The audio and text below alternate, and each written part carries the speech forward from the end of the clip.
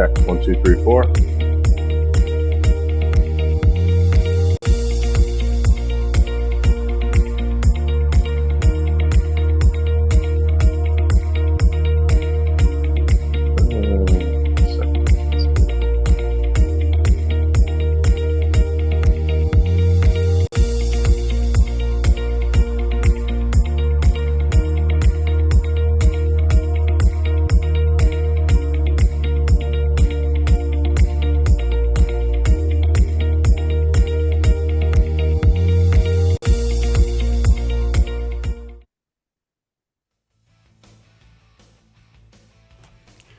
From Governor's Comedy Club in Levittown, this is Sports Bash presented by TicketBash.com. TicketBash.com, where memories are made affordable and where you'll never pay a service fee. Sports Bash is also presented by the Ryan Anthony Head Start Fund, a group of like-minded individuals trying to raise awareness for our future generations of all possibilities of success other than just college. For more information, visit www.lookwhomadeit.org. Sports Bash is brought to you by the Embassy Diner, located at 4280 Hempstead Turnpike in Bethpage.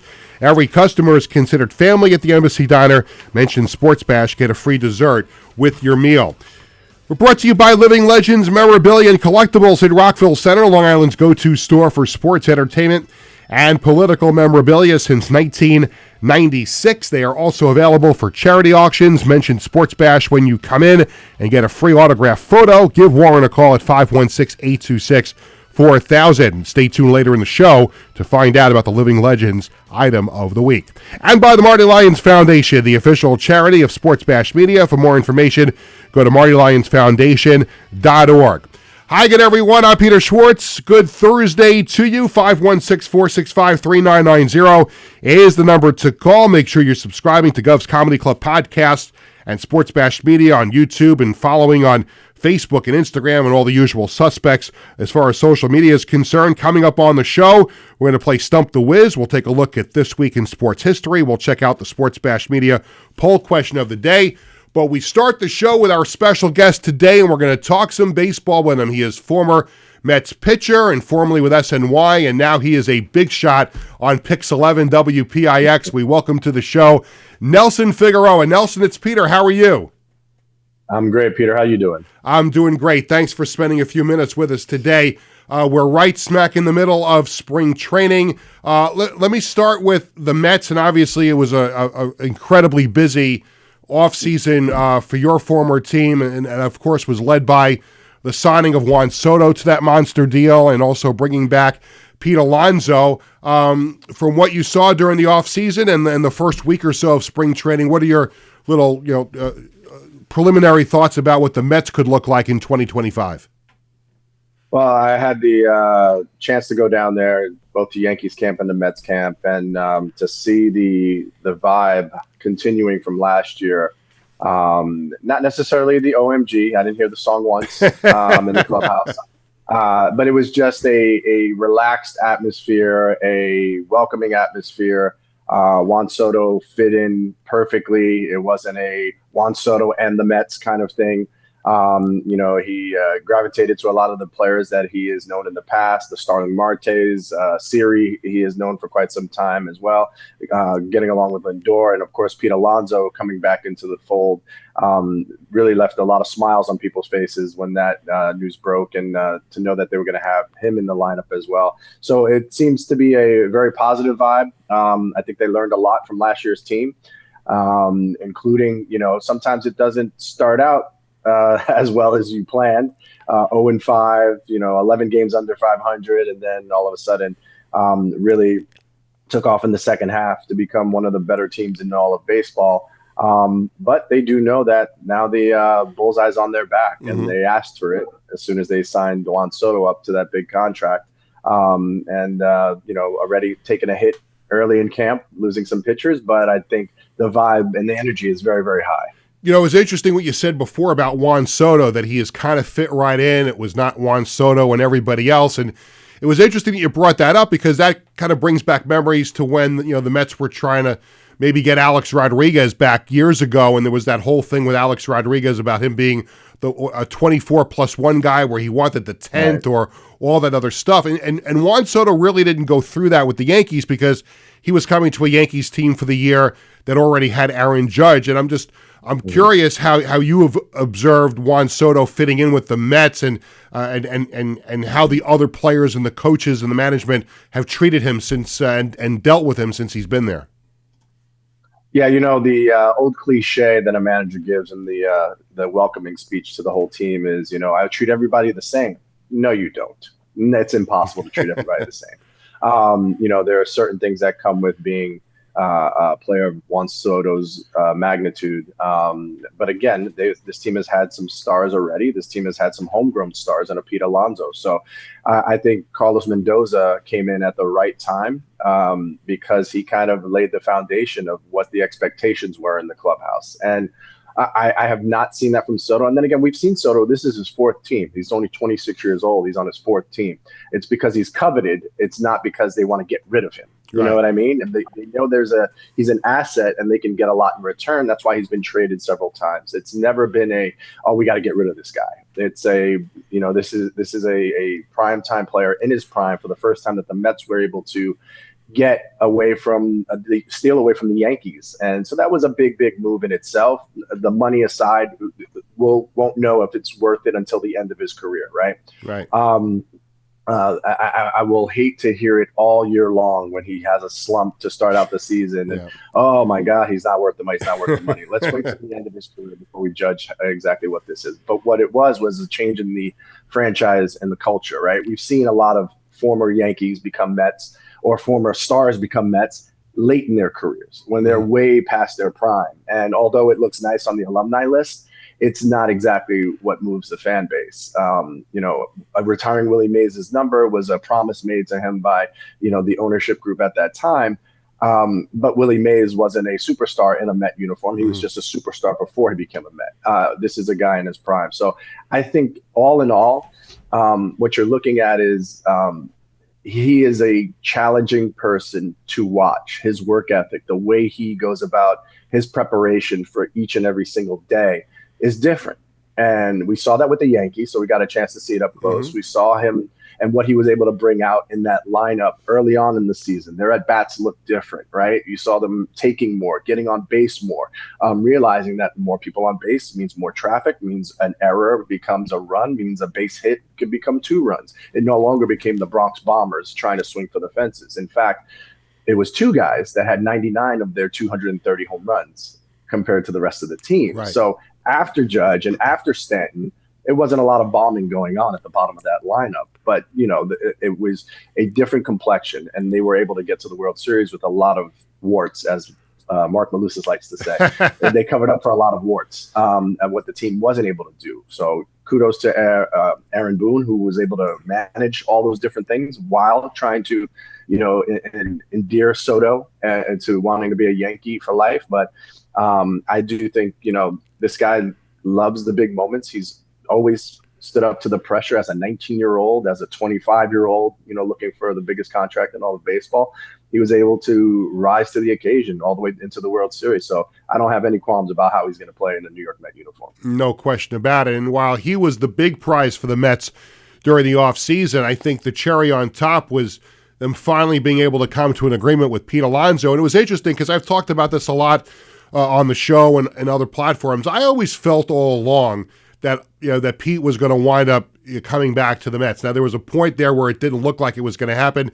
Maybe he was going to go to the Angels. Maybe he was going to go to the Blue Jays. And then Steve Cohen, the Mets owner, had those comments at the Mets Fan Fest that day. And it all seemed to come together after that. And Met fans had this spectrum of emotions, Nelson, as you know, during the season, everyone, they were down on him. And then it all changed with that home run against the Brewers in the playoffs to send the Mets to the next round. What were your thoughts on Alonso all along, and how happy are you that he's back with the Mets? Very happy, first and foremost. I think he just not just lengthens out this lineup, but you're talking about everyone being down on him. It was a down year for Pete Alonso. You know, he's 30, he's already over the hill, all these different things that you keep hearing. Remember, he started out later than most. He was a college kid, 24 years old, made his debut not at 21. So he hit the ground running immediately, breaking the rookie home run record. So his bar was set pretty high. In his down year, he was still in the top 12 of all of baseball in home runs. Top 12 in all of baseball for all the prolific home run hitters, and that's all we talk about these days is all the prolific home run hitters. He was top 12 still on a down year. So just think about that. Now, having said that, you know one thing about Pete Alonso, he has never been shy. He has never been coy about wanting to be a New York Met for life, and to a fault, right? Because that's what he's always done. Off seasons, he spent, going to Rangers games and wearing shirts that said New York or nowhere. It's really hard to have leverage and be a good negotiator. You hire Scott Boras, who, for all intents and purposes, is the best in the game at negotiations. But in a year where Juan Soto was the big fish, and honestly, I mean, what agent couldn't get Juan Soto, that kind of money? Juan Soto got himself that kind of money. Yeah. Pete Alonso, however, the market for first baseman in general was down. You're talking about Matt Olson at the age of 28 signing that extension with the Braves for only $21 million a year. That year, he also put up 35 home runs and 150 RBIs. Came in second in MVP voting, and that was for $21 million. The cream of the crop would be considered Freddie Freeman. He was getting $27 million. So you would think somewhere in the middle, which is what we heard reports of, about $25 million per year, is what Pete should be getting. He wanted more. Well, the Mets were able to give him more creatively. They got the number they wanted. He signed for $20 million and then $24 million. But the $10 million signing bonus makes it $30 million. So everyone was kind of happy with the whole negotiation. However, I do think you're looking at Pete Alonso getting a second chance here to put up that big season that he's used to having, to have a bounce back season and hit 40. If he goes 40 and 100 and hits free agency again, I do think the Mets re-up and make him a Met for life.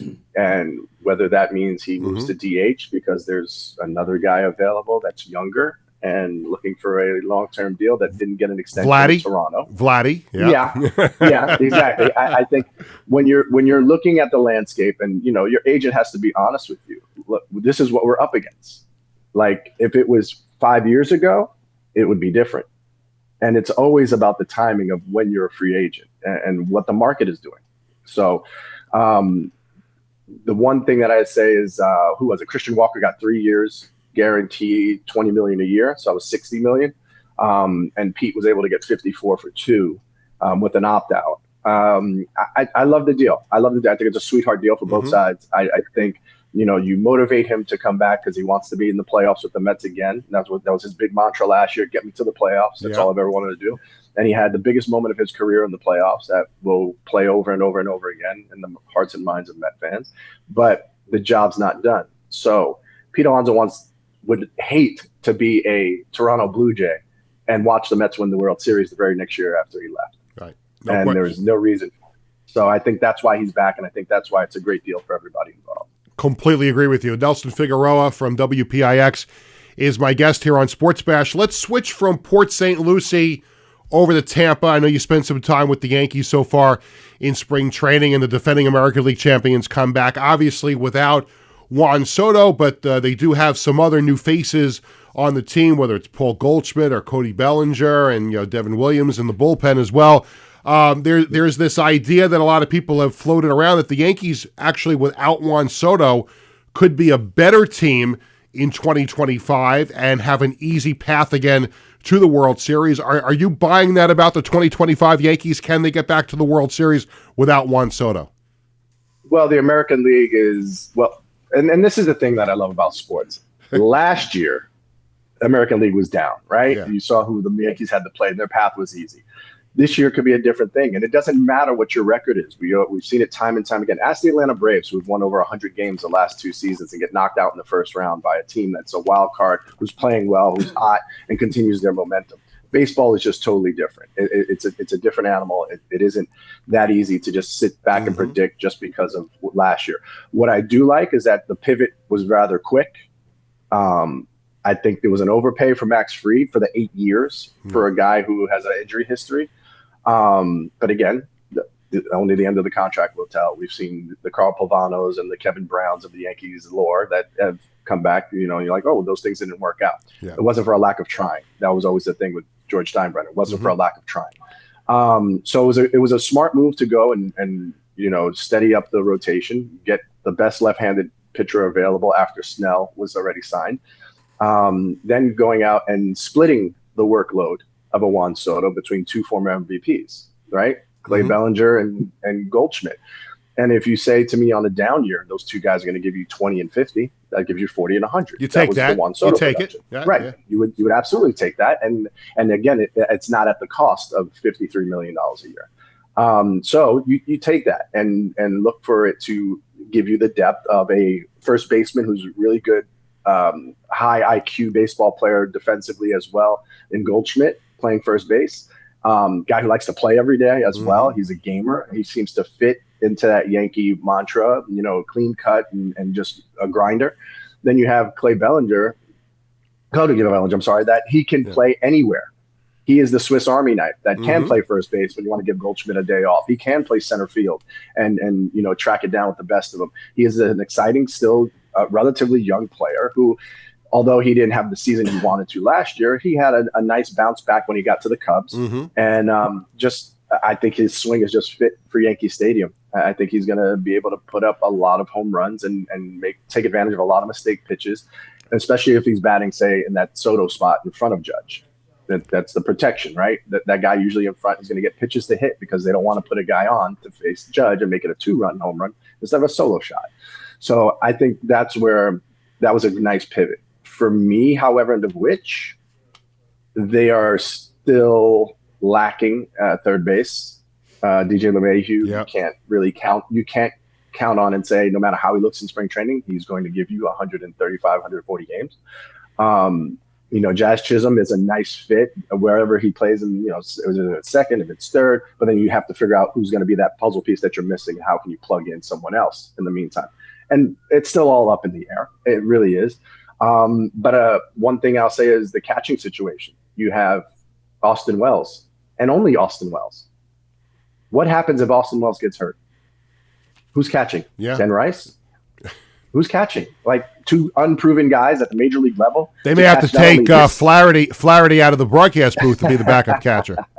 Yeah, I would have assumed that the Yankees would have at least had one backup catcher who was a solid veteran guy who can handle the workload of catching, whether it's once every 7 days, once every 10 days. That doesn't cost much, but it gives you that security that, if something were to happen to Wells, that's a huge unknown when you're going to put all of that into a rookie catcher, and especially a rookie catcher Uber driver who has a sweet swing.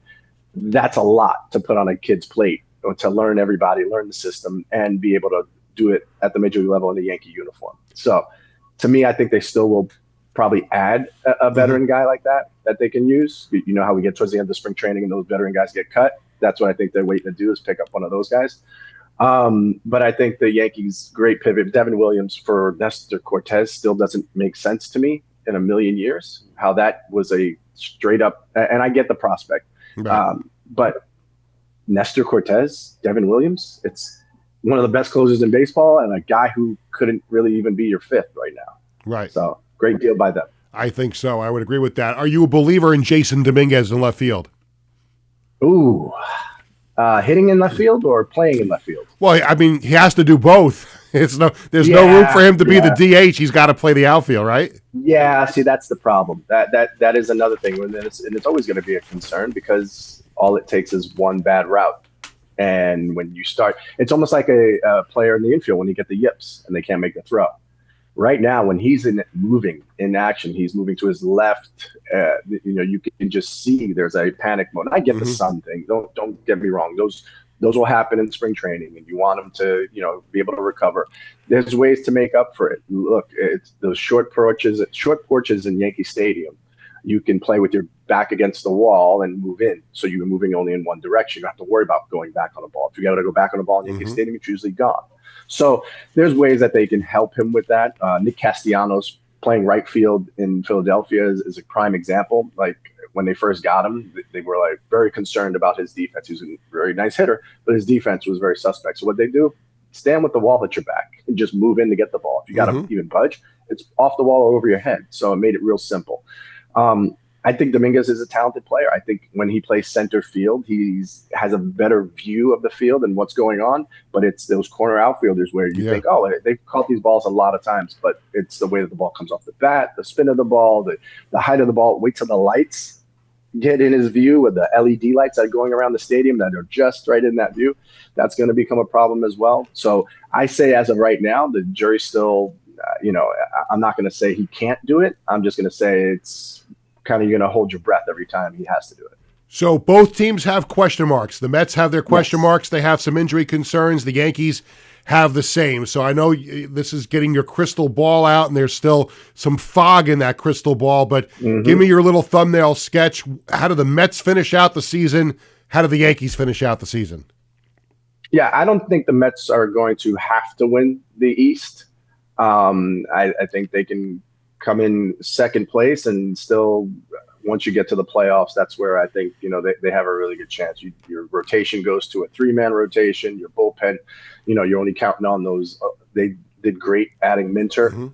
Stanek is back, and we saw what playoff Stanek looked like, if he can be that guy as well. And Diaz, another year of a healthy knee and being able to not worry about those little things and have a bounce back from the beginning of last year. He ended last year pretty well. I think all things being said, Mets make the playoffs and have a chance to make another deep run. It will all depend on exactly who those three guys are going to be as a starter. Senga, I mean, it would be a godsend to have Senga through the whole way. You can't tell me he isn't going to, be a +5 and win the win column for you compared to everything you had to do to throw together. Sean Manaea can just be himself that he was last year, and you'll be perfectly happy with that at the top of the rotation. The biggest X factor is going to be, a Clay Holmes, because say the experiment doesn't work. Right. Oops, you have one of the best 8th inning guys in baseball now. He was an all-star with the Yankees as a closer. If he goes into that 8th inning role, or look at the Dodgers. Dodgers had Evan Phillips. He had 20 saves maybe. No longer you're looking for a guy to have 50-something saves. Right. You do it by committee. Sometimes you just got to do it by committee. Right. You do it by committee, and this way you spread it out. The guy already got paid, so it's not like you're worried about, having to pay him if he has an abundance of saves. So both those guys have already got their deals, so why not figure out times when you need to use them and when you don't? There's going to be leverage moments. It's going to be, facing whoever.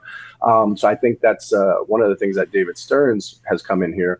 And it's not necessarily a small market mentality, but it's a smart way of doing baseball. And don't get me wrong, he's had some things that you look back on and people tend to forget. There was the Zach Short, there was Joey Wendell, there was Adrian Hauser, they made trades for. So there were some moves that he had made that didn't work out. But for the most part, I mean, they struck gold several times last year, including, Iglesias coming up at the right time. Not just a song, but Iglesias batted over 300 for a guy who wasn't in the big leagues in the previous year. And also, I have to be honest, I'm a Yankees fan, and I'm going to miss the song, as the rest of my family are all Met fans, and I like hearing the song. As I said, this is a situation where can the sequel be better than the original? It never is, right? Yeah. So why tempt fate? The Mets had done it. Aaron Loop had an under 1 ERA, and then he signed with the Angels, and the Mets didn't sign him back. And everybody's like, well, how do you not sign this guy back? He was amazing in a Met uniform, and he did this, he did that. It's impossible to duplicate a sub-1 ERA. And if he had a 3 ERA, that means he's 3 times as bad as he was, and you're paying him twice the price. So the math isn't mathing. So I think that's where new baseball comes into play, where you have to not think with so much your heart, but you got to think with your head. And the Mets are equipped to do that with David Stearns at the helm. And we already know about their pockets. I'm not worried about, can they afford to make a move or make several moves to make themselves contenders at the right time. So Mets make it. I think they go on a deep run again. I think also the Yankees are expected to, and they are built to. It will be just a matter of, can those guys stay healthy? We already see Stanton is not going to make opening day. What a surprise. Yeah. You knew at some point, Cashman even says it, right? You knew at some point he's going to be on the IL. But very concerning when it's this level of discomfort that he's seeing doctors in New York. And how much swinging could he have done in the offseason where Right. he's feeling this way? So that's a concern. And like I said, the Austin Wells things for me is a huge concern because if he goes down, that's a big thing. Um, you need more out of Volpe, Yep. right? He's got to be more than just a glove. He's got to be able to hit for you and get on base and use his wheels, because they could be terrors at the top of that lineup if you or if Volpe say is batting ninth and then you get him and Chisholm on the base paths in front of a guy like Bellinger who can also run a little bit, and then you have Judge. I mean, this is a more athletic Yankee lineup. I think that's one of the biggest keys is that they got more athletic since July of last year when they got Jazz Chisholm and some of the moves that they made. So they're more athletic. I don't think they're gonna sit back and try and keep hitting the 3-run home run with nobody on. But I think that's one of the biggest keys is having a guy like Aaron Judge and what is baseball going to do against a guy like Aaron Judge? Are we going to see them get smart enough? And I would say this every year on the show with Mark. They were like, can Aaron Judge get to 60 home runs? Can Pete Alonso get to 50, 60 home runs when they would start out hot? And I'm like, why would they? Why would you pitch to them if behind them they have a less than and a guy who's a swing and miss guy that you can attack? And you take your chances with that guy. Why would you give Aaron Judge the opportunity to not only get hot but do damage in those situations? So I'd be shocked if he didn't walk. He had 20 intentional walks last year, and baseball was ready to write a new rule. Oh no, you can't do that. There's people paying good money to go watch him hit. They want to see him hit the ball. Absolutely, yes. Barry Bonds got walked intentionally 120 times that year. That he got walked 230 times. So. It was just smart baseball, right? You rather face Jeff Kent than face Barry Bonds in any situation.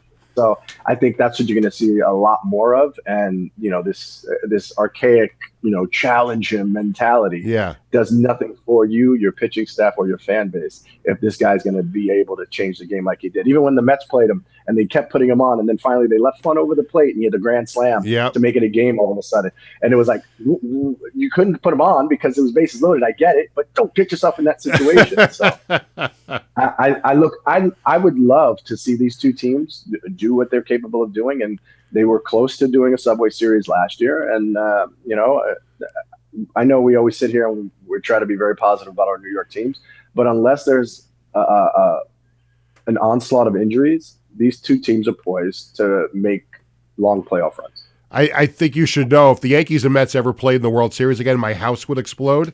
Because my wife and kids are Met fans, and I'm the only Yankee fan in the house, and we almost had to deal with that last year. And I'm kind of worried if that ever happened, what would happen to the Schwartz household? Oh, I know it. I think that's that's the beauty of it, right? That's when you start, because the little interleague games. I bother Mark Malusis all the time about it because he's a big Yankees fan, and he's always. And I say to him, "How did the last 20 of those turn out?" I don't remember. I go, is that a good sample size? If we go back to last year, the year before, and the Mets sweep, I'm like, how did those ever turn out? And he's like, oh yeah, that's your World Series. And I'm like, all right, fair enough. But these two teams, it's been, the Yankees got back last year. The Mets haven't been back since 2015. It's a 10-year anniversary for the Mets to try to make that push and get there and take on the Yankees. And I think that's the way you would want to write that storybook ending, right? I think so too. I know I'm going a little overtime with you. Just one more thing. I'd be remiss if I didn't ask you how you're enjoying the broadcasting. So you had a little taste of it with SNY, and now you're full-time at WPIX and working with my good friend and WFAN compadre, Mark Malusis. What's it been like for you on the other side of the coin, being a member of the media now? In the beginning, it was a little bit of trepidation, of course, because you have to figure out what the line is, right? And I have to give the Wilpons, who own SNY, all the credit in the world. Day one, they brought me in. He fixed the collar of my shirt, and Fred Wilpon looks at me and he says, "You're here to give your opinion, okay?" He goes, "You were always a very bright, articulate young man. Don't stop now from giving your opinion. Now, don't kick a guy while he's down. And if you have, ways to explain and back up what you're saying, feel free to say anything you want. and they gave me that liberty. And I think it really helped me grow as a broadcaster and analyst. It helped me grow with the fans and the fan base, because they knew that I wasn't just going to give you the towing the company line or the cliche answer. There were times where, listen, I went out there and Scott Summers, tried to drop on me that I towed the company line about Adrian Gonzalez.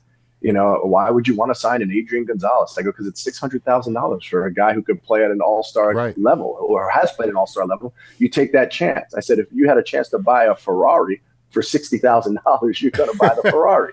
Well, I wouldn't, because I wouldn't fit in a Ferrari, so I still wouldn't do that. But yeah, so things like that, along the way, you kind of, I go back, and not everything we say is it comes out, oh, I'm a genius. There are some times that you miss on things, but I think at the same time, the reality is that you learn and you grow, right? And so I'm always on Twitter, X, whatever the hell we're calling it now.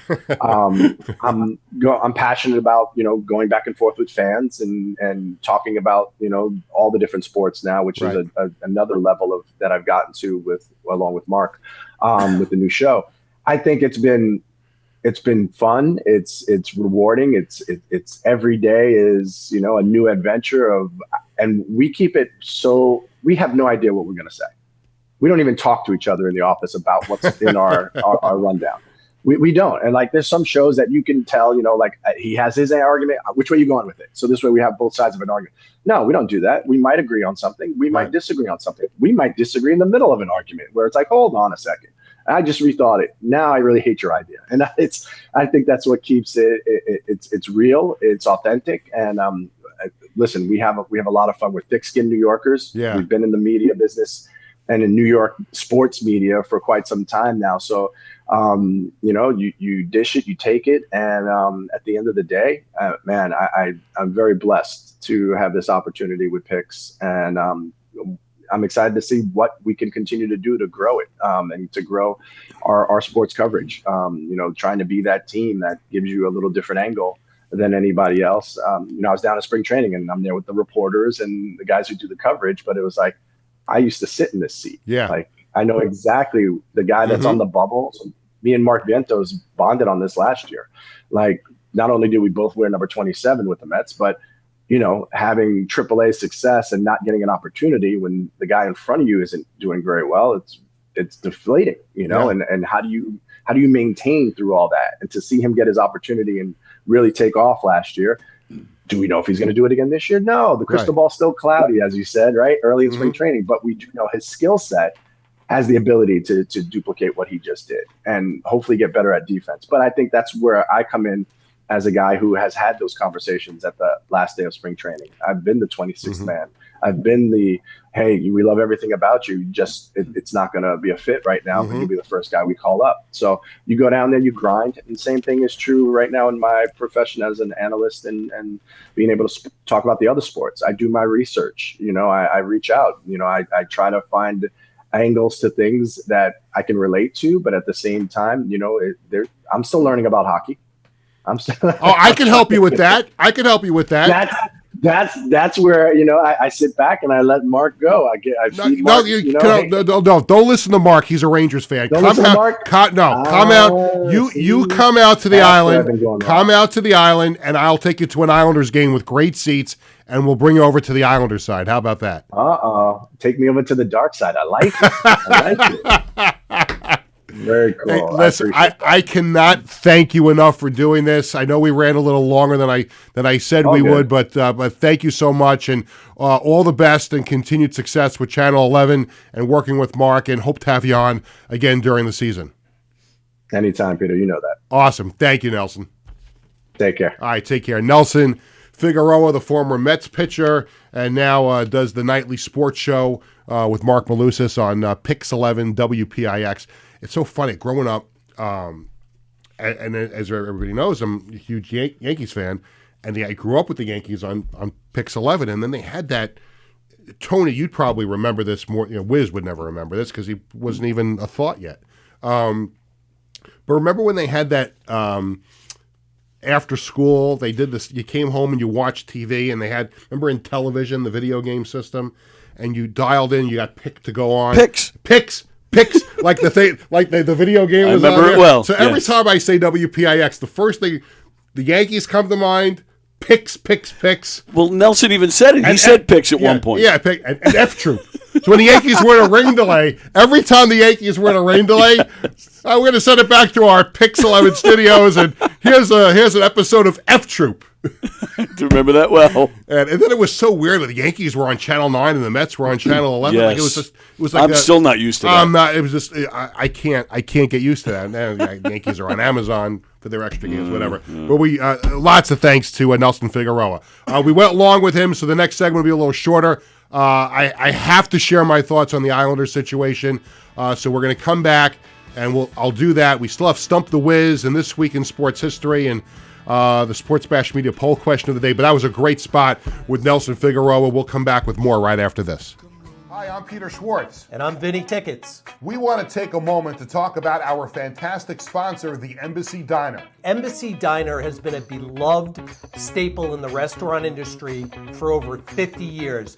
And the great thing about it is when you walk through the door, you're not a customer, you are family. Every visit promises to be filled with warmth, love, and respect. And here's an extra treat. If you mention Sports Bash during your visit, you enjoy a free dessert on the Embassy Diner. Come on down to the Embassy Diner, where great food and great company are always on the menu. Visit the Embassy Diner, located at 4280 Hempstead Turnpike in Bethpage. Living Legends Memorabilia and Collectibles is the best place to find autographed entertainment and sports memorabilia. We guarantee the authenticity of each and every item in our shop to provide you with quality collectibles anytime you browse our inventory.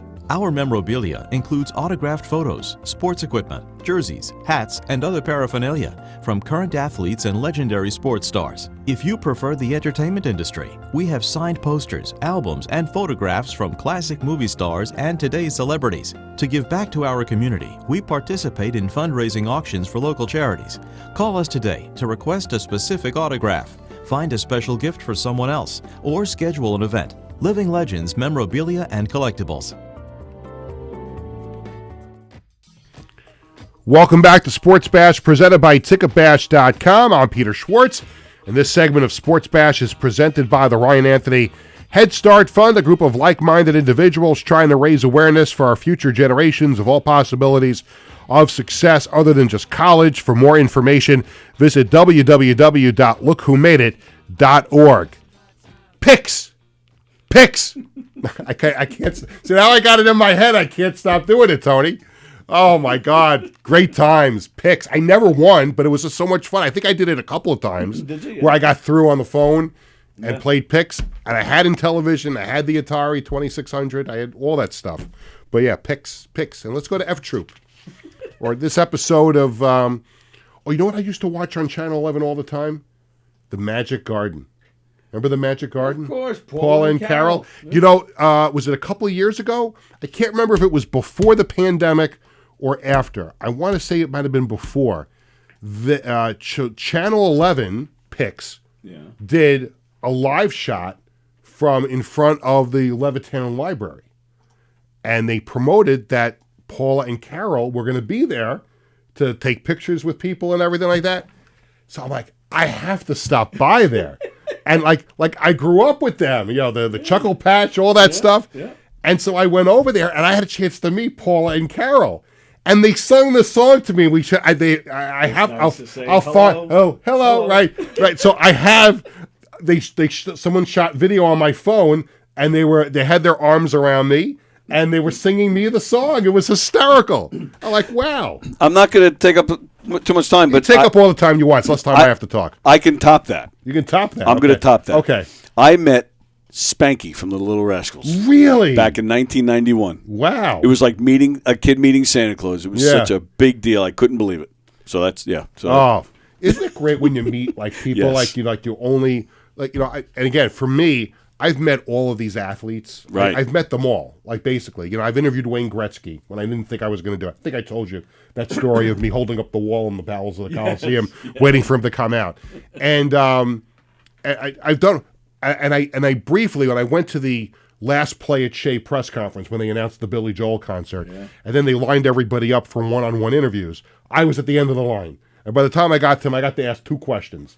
And I can't find the tape of it anywhere. But I would love to say, like, that's my, like, moment of my aha, ta-da moment, right? Yeah. That if I was able to ever get Billy Joel on the show, even if it wasn't in studio, I'd love to do it in studio, but even if I had him on Zoom or over the phone, or I had to go to a remote location and meet him to do an interview, like, that's the one thing that I would like to do. You and me both, pal. I mean, listen, no disrespect to, the Mike Del Judases of the world, and it's great to talk to him and Carl. And Mark Rivera's and Carl Fisher was on the show right before the UBS Arena New Year's Eve show. Like, no disrespect to them, and I'd love to have Crystal Taliaferro on the show, all that stuff. But man, if you told me I'd get a chance to sit down with Billy Joel, I mean, that would be the ultimate thing for me. I just had a conversation with Crystal. She's coming on your show? Yeah. Mm-hmm. We don't have a date yet, but you have to let me know so I can make my lunch hour for the New York Dragons longer than it Absolutely. Can Come on be. in. Absolutely. But we met Crystal. I don't know if I told you the story. So when we went to see, I'm going to run out of time to talk about the Islanders because we still have to get to Stump the Win. But listen, as long as I'm having fun doing this, I'm going to do it. So when we went to go see Billy Joel in Cleveland in 2017, right? It was my family and my best friend's family. We went there, and we went to the Rock and Roll Hall of Fame. And that was the morning of the Billy Joel concert. At the time, the Indian Stadium, now the Guardians, but it was a Progressive Field. Right. So we went to the Rock and Roll Hall of Fame, and we're walking around the rock. And my friend Robert, who I've talked about, is the biggest fraud sports fan walking God's green earth, right? Remember I told you about that? Yep. But he gets very, look at that picture. Yep. Where was that from? I had the pleasure of having dinner with Crystal once. Oh, show that up on the screen. I'm going to bring up this picture. That's the wrong camera. Let's see if I can find it. Peter Schwartz. There we go. That's me and Crystal Taliaferro. There you go. Peter Schwartz. Let's see, 2017. Now, Facebook is great when you can search this. Yes. Crystal. Let's see. She's wonderful. She's so much fun. And while that, let's see, do we find it? Am I going to find it here anywhere? Of course, it's not coming up when I really need it to. Well, I didn't mean to interrupt your No, Rock it's and Roll okay. Hall of Fame story. No. But so we went to the Rock and Roll Hall of Fame, and my friend Robert, who gets very starstruck, I'll show you the picture another time. My friend Robert, who gets very starstruck, comes running in from an exhibit in the other room. Peter, you got to come in the other room. You'll never guess who I ran into. You won't even recognize. Walk in. Oh, it's Crystal Taliaferro. And she couldn't have been nicer. Oh, she's wonderful. All of us took a picture with her. Yep. She was wonderful. And then because we got the tickets for the show that night from Mike, and so we had the VIP hospitality. Sweet. So we were in the Indians dugout, and we saw her on the field. I'm like, hey, you remember us? And she said, oh, no, you and your 2 families. It was so. She couldn't have been nicer. She's wonderful. She couldn't have been nicer. So, but yeah. So maybe one day, listen, if you can help. Listen, if we can get Billy on Tony's show, I'll come in and do the show with Tony, and we'll reciprocate. And I'll show this. That's it. That's it. Yep. That's it. You found it. How'd you find that? I can't tell you. You bugging my phone? Are you bugging my phone? That's the Schwartz family and the Friedman family with Crystal Taliaferro. July. It actually was my birthday. Oh, very nice. That's why we wound up going. It was July 14th, 2017 at the Rock and Roll Hall of Fame in Cleveland. But that will be our deal. Let's make that pact. If you ever get Billy Joel on the show, on the Knock 'em Dead comedy show, I come in and do the show with you. Absolutely. And if I get Billy on this show, you're on camera and you do the interview with me. How about that? Yeah, that would be super. Do we shake on it right now? We're shaking. We shake nice on it right job. now. So I wanted to talk about the Islanders. Obviously, we're going from Billy Joel down to the Islanders, but I wanted to make sure I got this point out. And Wiz is waiting patiently, and we'll blow off the break after I make my point about the Islanders. So We'll get to what would have been the break. It was the Marty Lyons Foundation video. We'll show that at the end of the show. We'll show it at the end of the show. We'll put that at the end of the show because I want to get to Wiz, and I got to get out of here because I got this full-time job. I got to get to a meeting. But I did want to spend a couple of minutes about the Islanders, and obviously, I still have this WFAN life, even though I'm the GM of the Dragons. So I covered the Islander Ranger game the other night, and a lot of people somewhat criticized me for the way I cover the Islanders because, as everyone knows, I'm a huge Islanders fan, and I full transparency, I always try to give the Islanders the benefit of the doubt when it comes to negative things that go on. I have a very strong relationship with the organization. There's no question about it. They've done some amazing things for me and my family. So if I could ever drift to one side when I have the option to, I always drift to try to be optimistic about it. And maybe people don't like that about me, that I should be a little bit more transparent about what's going on. That's fine. You can disagree with me till the cows come home. I'm going to do whatever I want to do whenever I cover the team. But I was very, very disturbed with what I saw on Tuesday. And I wrote a story about it. And if you missed it on Wednesday morning, you can go on my social medias and find it on WFAN.com. And I wrote a story. And look, I couldn't. It's not that I totally ripped the organization, but I just made my feelings shown. And I wanted to express that a little bit here on the show. I'm very concerned with where the franchise is now. I don't think I differ from people that are fans of the team, people that aren't fans of the team, people who cover the team. I think there is reason to be legitimately concerned about where this franchise is right now. I mean, they continue to put a lot of confidence and trust in the core group that took the Islanders to the semifinals of the NHL 2 years in a row in 2020 and 2021. There's been some changes here and there, but for the most part, it's the same group. And the same group is a lot older and a lot slower than they were a few years ago. And there's players that they've put a lot of trust in financially and in length of contracts to produce. And some of those players have either not produced or have had injury problems. And I could name names, but you know who I'm talking about. But I was very, very, and I covered the game, so I'm sitting in the press box. So it's not like I got up out of my seat and was one of the many Islander fans who left or could boo the team. You can't, no booing or cheering in the press box. But I was very, I don't want to say depressed, because depressed is, I'd be insulting people who are going through depression and people having real problems in life other than the hockey team that they root for. But I was discouraged by everything that I saw and heard on Tuesday night. From the Islanders' play on the ice to the fact that more than half the place was rooting for the Rangers. That's not anything different. There's always a lot of Ranger fans at Islander home games. There's a sprinkling of Islander fans at the Garden. But it just, the game result, the Islander fans left early, obviously, and then it just became Madison Square Garden East. And if you're, if maybe it's an inferiority complex that comes out in me a little bit, it just sucked being there on Tuesday night. It really, really sucked being there.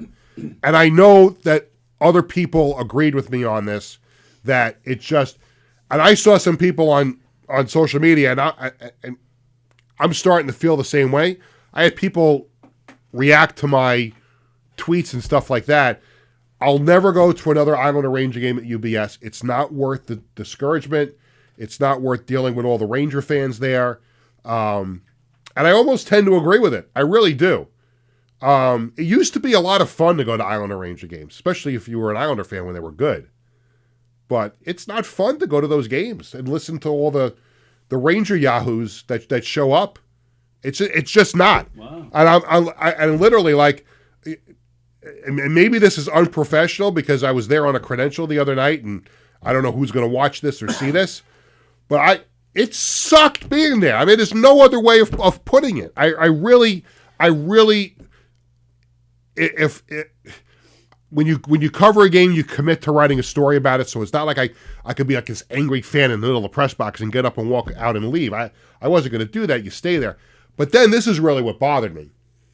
On my way down the locker room, a friend of mine who's a season ticket holder texts me, "Hey, if I hear Patrick Waugh say in the postgame show, we played a good game, I'm going to throw up." And sure enough, what do you think Patrick Waugh says in the postgame? I thought we played a good game. We were the best team on the ice. You lost 5-1! Wow. How could you be the best team on the ice? I don't care how much you outshot the Rangers. You lost 5-1. And I am telling you right now, I love Anders Lee. When John Tavares left, the Islanders could not have picked a better captain. And I can safely say I consider myself not just someone who covers Anders Lee, I consider him somewhat of a friend because I've told the story before. On my older son Bradley's bar mitzvah project 5 years ago, we did through Anders Lee's Jam Cancer in the Can Foundation. I consider him a friend. I don't know if he considers me a friend, but I consider him a friend. I'm friends with the people around him. And he gave me a quote, and I'm trying to we played well. We and we just have to continue to push. And I wrote in the story, push towards what? Maybe squeaking into the playoffs and getting bounced in the first round by Carolina again or whatever. And they're all towing the company line. We played well. We played well enough to win. Well, no, you didn't. You lost 5-1. So no, you didn't play well. And the whole point of this is that the Islanders are like the line in the movie My Cousin Vinny when Mona Lisa Vito wasn't that Joe Pesci's girlfriend? Right? Marissa Tomei. That was her. Marissa Tomei's a character, and she's in the seat getting interviewed, and she tells the jury, it's kind of like when your wheels get stuck in the mud in Alabama and they just keep turning around like this and this, like, right? I know I'm paraphrasing. I botched the line probably, but that's what the Islanders are right now. They're like you're driving a car with the wheels stuck in the mud in Alabama. That's what the Islanders are right now.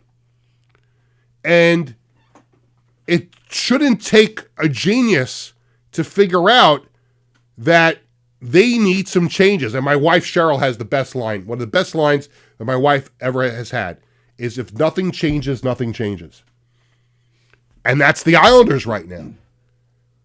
And listen, I am not comparing Scott Malkin and John Ledecky to Woody Johnson. But I'm just saying, with any organization, it starts at the top. And I think it is time for Scott Malkin and John Ledecky, who have done an unbelievable job transforming the Islanders into a world-class franchise, from redoing their locker room at Northwell Health Ice Center, to building UBS Arena, to bringing the alumni back into the fold with the Islanders, to doing all kinds of fan-friendly things, to all the things they have done to keep the Islanders on Long Island. God bless them both. They've done an unbelievable job. They invested in Lou Lamoriello coming to the Islanders and changing the culture and keeping things on par after John Tavares left. Snake that he is that went back to Toronto. But I do think it is time for the Islanders to make a major, major change. And that would mean, and I think they can do this with dignity, but I think it's time for Lou Lamoriello to step aside and for the Islanders to bring in a younger general manager with a new voice that can now take this team, restructure everything, break it down, this group of older players, and get this team back. Because right now they're just, again, they're spinning their wheels in the mud. And the last thing I want to see is Brock Nelson wearing another jersey. But if you can get a boatload for him now at the trading deadline, you got to make the trade. If you want him back, sign him as a free agent after the season. Don't make the same mistake that you let John Tavares, the snake, walk for nothing. You let him walk for nothing. I would trade Kyle Palmieri.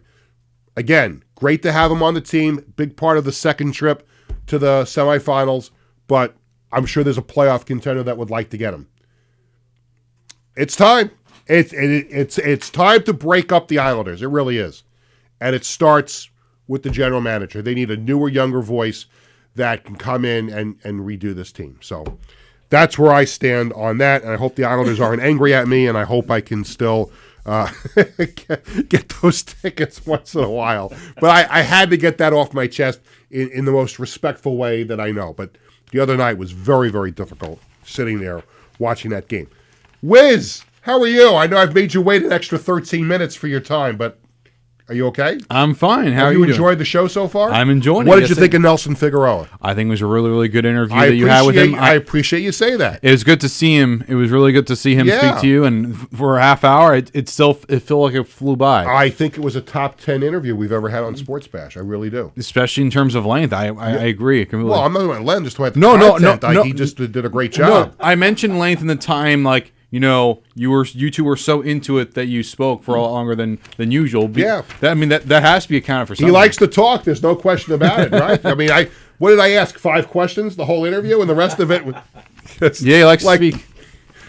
So, but anyway, here, you ready for Stump the Wiz? Okay, let's go. Okay, it's time to play Stump the Wiz. We ask that you DM your best sports trivia question to Sports Bash Media and Sports Bash Media social media channels.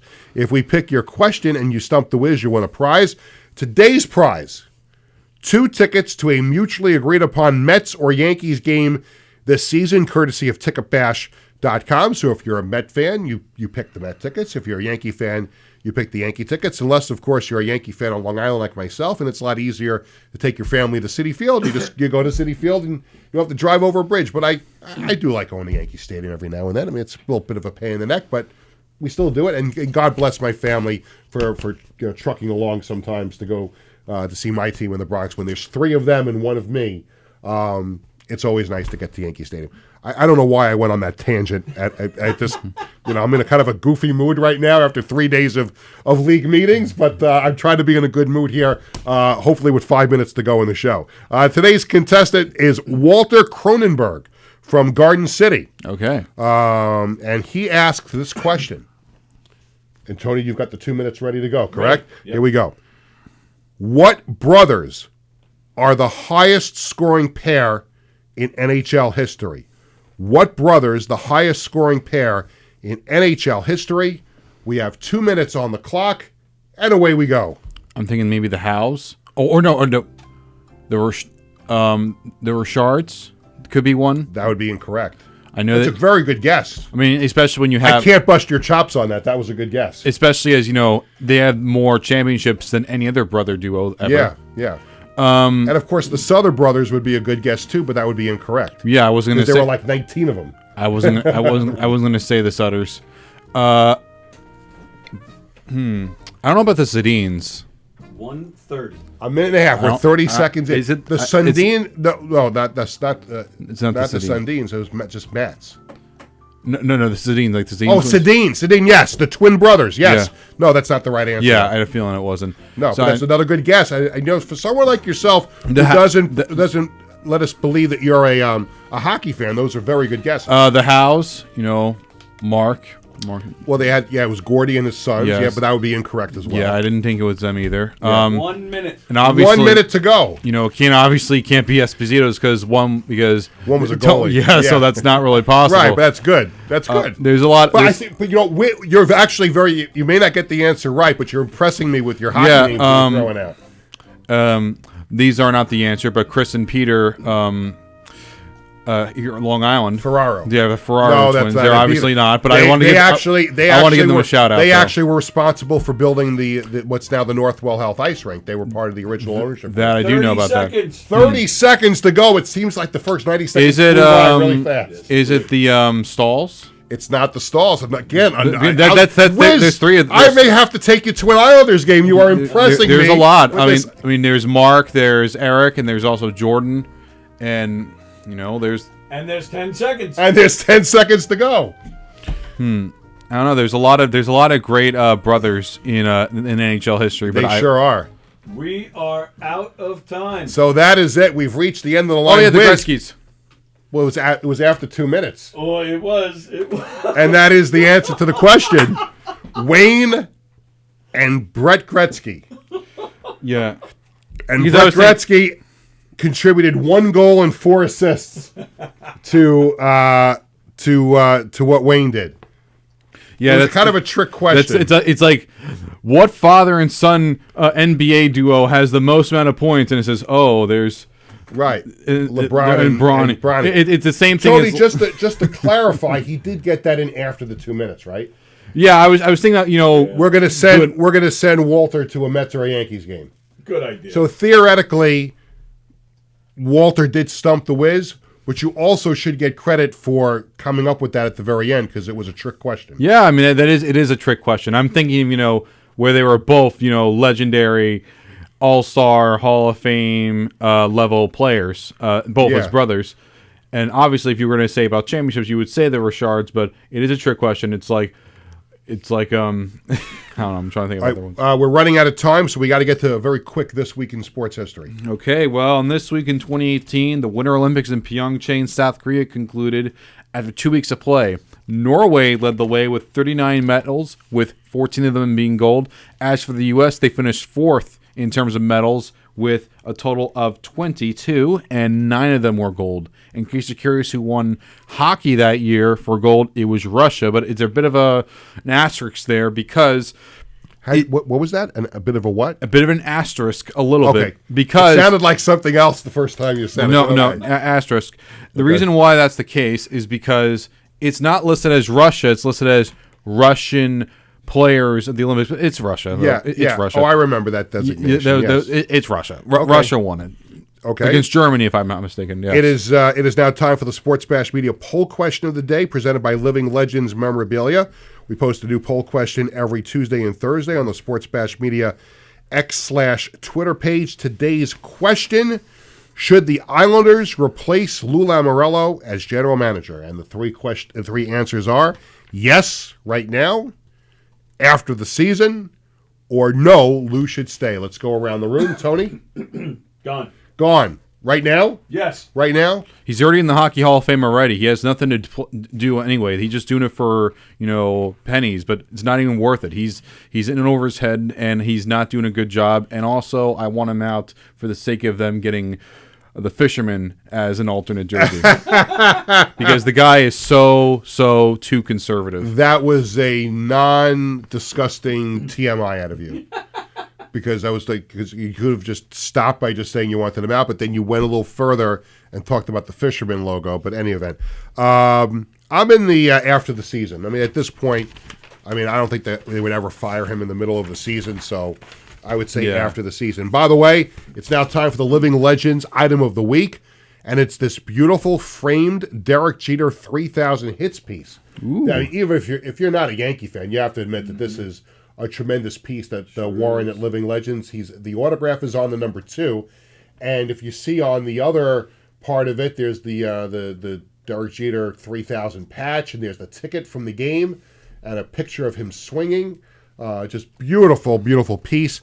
And again, if you're interested in that piece from Warren at Living Legends, and let me give you the number slowly: 516-826-4000. 516-826-4000. Wiz, for those who have not followed along, why did I give that number so slowly? Because last time you gave Not away... last time, but a few times ago. A few times ago, you gave away your home phone number by mistake. Yes, so we don't want to do that again. So 516-826-4000. Now... At least you didn't give away your Social Security. Oh. But by the way, have you seen... My kids have shown me this. There was some clown some kid... he may have even been local. I don't know if you guys have seen this, but some kid was so excited that he got a credit card that he shows it off on social media with the numbers still showing. No, I didn't see that. Did you see that? You didn't see this? No. Did you see that, Wiz? I heard about it. Yeah. So this kid put up the credit card, and the numbers were like, how stupid do you have to be? You may have qualified for a credit card, but you did not qualify for common sense upon birth. So. Now, let me tell you about Tuesday, the latest installment of FOP, Friends of Peter. And I'm excited about this. I'm excited about all my Friends of Peter. But this one is going to be fun. I think we're going to have a lot of fun with this. So we're going to be welcoming in Rob Freed, otherwise known as Rob from Lake Success. You've heard him call this show. You've heard him call WFAN. I'm sure he calls ESPN Radio as well. He's a marathon runner, a huge sports fan, and obviously a huge caller of sports talk show hosts. And he's a big collector of sports memorabilia. And he's been, I don't want to say bothering me, but he has been bothering me.